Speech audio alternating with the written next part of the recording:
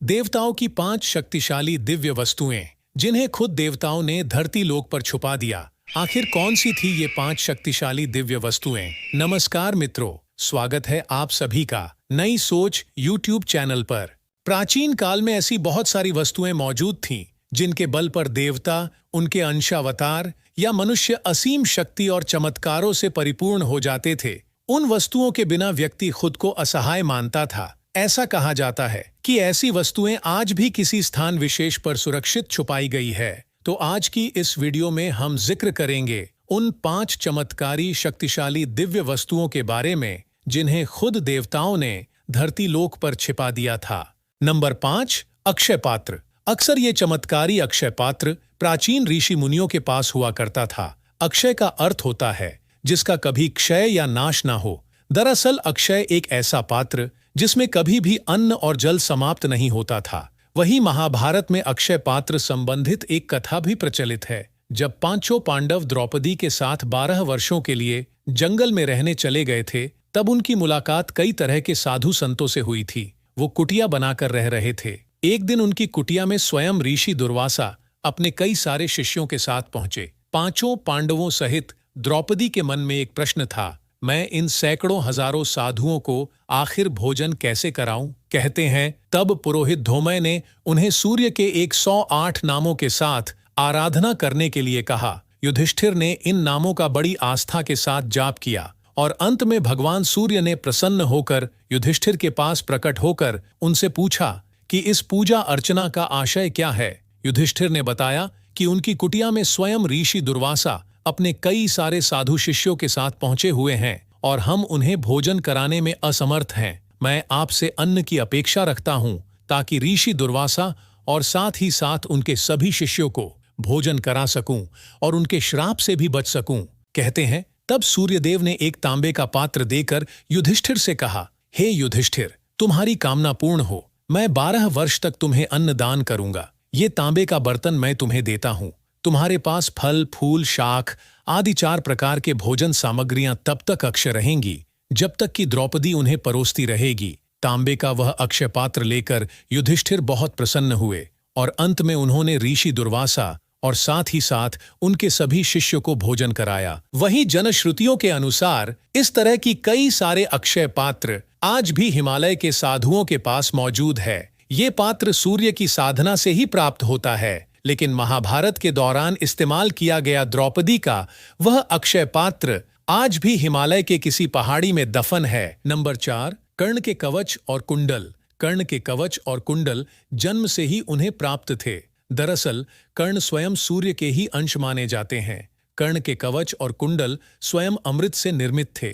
कुंडल उन्हें स्फूर्ति और शक्ति प्रदान करता था और कवच दिव्य अस्त्रों से उनकी सुरक्षा करता था।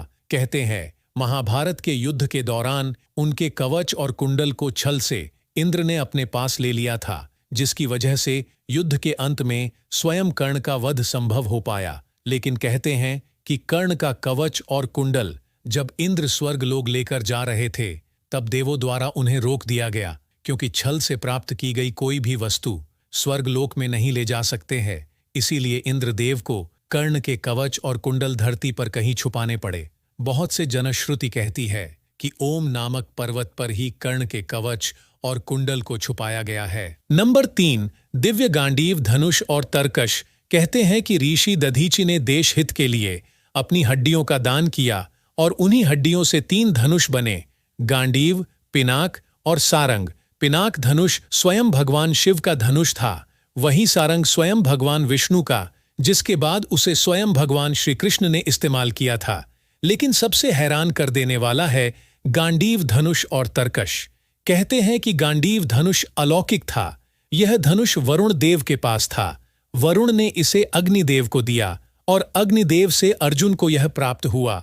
यह धनुष देव, दानव और गंधर्वों से अत्यंत वर्षों तक पूजित रहा था। कहते हैं वो किसी भी शस्त्र, दिव्यास्त्र से नष्ट नहीं हो सकता था। जो भी इसे धारण करता था उसमें शक्ति का संचार हो जाता था। वहीं अक्षय तरकश जो अर्जुन के पास मौजूद था, कहते हैं अर्जुन के अक्षय तरकश के बाण कभी भी समाप्त नहीं होते थे और इसकी वजह से ही अर्जुन एक महान धनुर्धारी भी बने थे।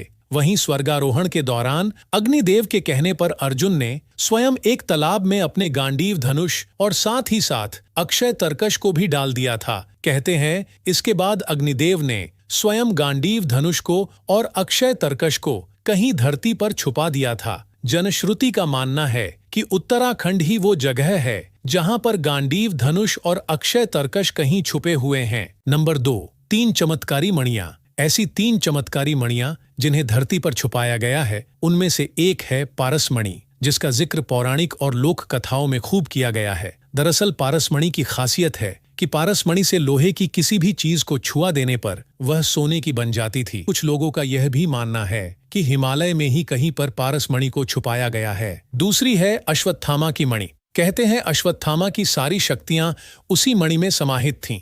वहीं स्वयं भगवान श्री कृष्ण ने अश्वत्थामा की उस मणि को अश्वत्थामा से छीन लिया था और उन्हें इस पृथ्वी लोक पर आजीवन भटकने का श्राप दिया था। वहीं तीसरी है समयंतक मणि। कुछ लोग कोहिनूर को ही समयंतक मणि कहते हैं। यह मणि इंद्रदेव के पास थी और वह इसे धारण करते थे। वहीं जनश्रुति का दावा है कि जगन्नाथ मंदिर में आज भी वो मणि कहीं छुपाकर रखी गई है। तो यही थी वो 3 खास मणियां जिन्हें देवताओं ने धरती पर ही छिपाया है। नंबर 1, एक ऐसी दिव्य वस्तु जो स्वयं हिमालय की पहाड़ियों पर आज भी मौजूद है, और ये कुछ और नहीं बल्कि संजीवनी बूटी है। ये एक ऐसी जड़ी थी जिसको खाने से गंभीर बीमारियां भी दूर हो जाती थीं। रामायण में भी ऐसा ही हुआ था। संजीवनी बूटी खाकर स्वयं लक्ष्मण जी एकदम स्वस्थ हो गए थे। तो यही थी वह 5 दिव्य वस्तुएं जिन्हें स्वयं देवताओं ने धरती पर छुपाया था। दोस्तों, वीडियो पसंद आई हो तो वीडियो को लाइक और शेयर करें। धन्यवाद।